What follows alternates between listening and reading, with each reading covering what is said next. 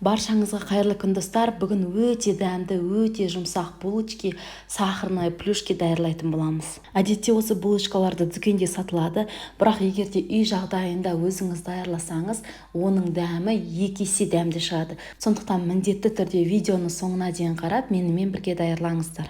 Булочка қамыр үшін бізге 250 мл сүт, 11 грамм дрожжи, 100 грамм қант, 600 грамм ұн, 2 дана жұмыртқа, 3-тен 1 шай қасық тұз және 70 грамм сары май қажет. Алдымен апара даярлап аламыз. Ол үшін бір ыдысқа дрожжиді, жарты ас қасық қантты саламыз. Оған жылы сүтімізден жартысын құямыз. Міндетті түрде сүтіміз жылы болу керек. Ыстық сүтті пайдаланбаңыздар. Себебі ыстық сүтте дрожжимыз өліп қалады. Сол үшін булочка көтерілмей қалады. Венчикпен жақсылап араластырамыз. Дрожжи мен қант әбден еруі тиіс. Келесі кезекте осы сұйықтығымызға ұнымызды елеп отырып қосамыз. Ұнның аздаған бөлігін қосамыз. Содан соң оны венчикпен жақсылап араластырамыз. Апараның сұйықтығы шамамен сұйық сметана секілді болуы тиіс. Апараны жасауымыздың бір себебі сіздер болашақ булочкалардың міндетті түрде көтерілетініне анық көздеріңіз жетеді. Ол дрожжидің қалай жұмыс істейтінін көрсетеді. Апараның бетін сулы орамалмен жауып, оны 15-20 минутқа жылы жерге қоямыз. Ал апара көтерілгенге дейін бір ыдысқа біз 2 дана жұмыртқа, 3-тен 1 шай қасық тұз, қанттың қалғанының барлығын салып, және оған ертілген майды құямыз. Майды микроволновкада немесе газда ертіп алсаңыздар болады, немесе комната температурасындағы жұмсақ майды пайдаланыңыздар. Барлығын біркелкі массаға айналғанға дейін жақсылап венчикпен араластырамыз.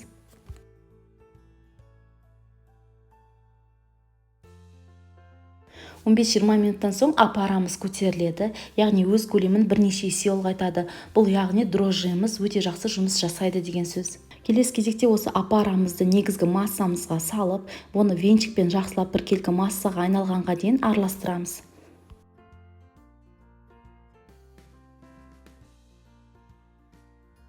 Осы әбден араласқан массамызға жылы сүт құямыз. Сүт міндетті түрде жылы болуы тиіс, ыстық болмау керек. Барлығын жақсылап біркелкі массаға айналғанға дейін араластырамыз.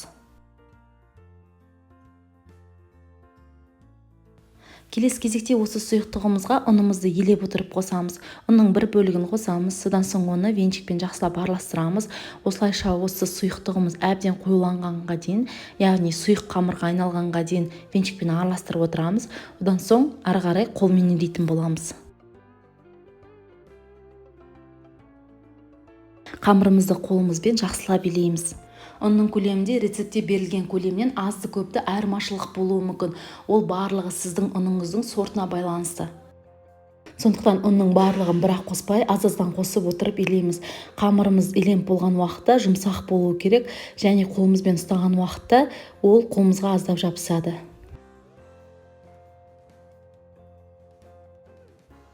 Қамырдың бетін жауып, сыртын орамалмен орап қойсаңыздар болады. Жылы жерге 2 сағатқа қалдырамыз, қамырымыз көтерілуі тиіс. Қамырдың көлемі бірнеше есе ұлғайып, жұмсақ болып көтеріледі. Нан жаятын орынға аздап ұн сеуіп аламыз. Одан соң осы қамырымызды дөңгелектеп аламыз. Қамырды бірдей етіп 16 бөлікке бөліп аламыз. Егер булочкаларыңыздың барлығы дәлме-дәл бірдей шықсаңыз десеңіз, таразыны қолдансаңыздар болады.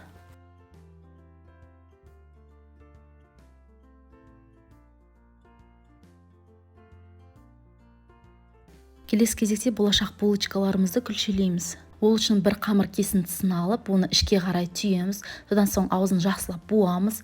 Видеода барлығы көрсетілген. Одан соң қолымызбен дөңгелетеміз, сонда бізде осындай шар пайда болуы тиіс. Осылай дөңгелектеген уақытта астында ешқандай ұн болмауы тиіс, сол кезде тез дөңгелектенеді. Күлшеленген болашақ булочкаларымыздың бетін жауып қоямыз, одан соң оны біртіндеп отырып жаятын боламыз.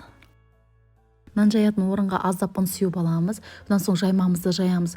Жаймамыздың көлемі шамамен тік 4 бұрыш секілді болуы тиіс.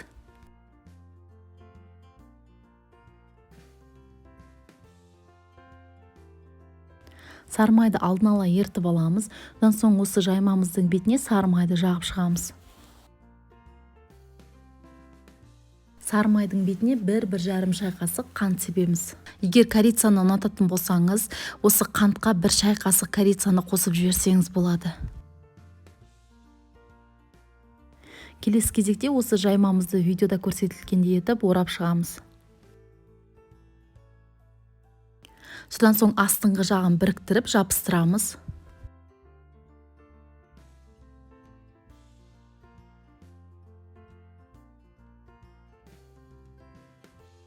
Өткір пышақпен ортасын кесеміз.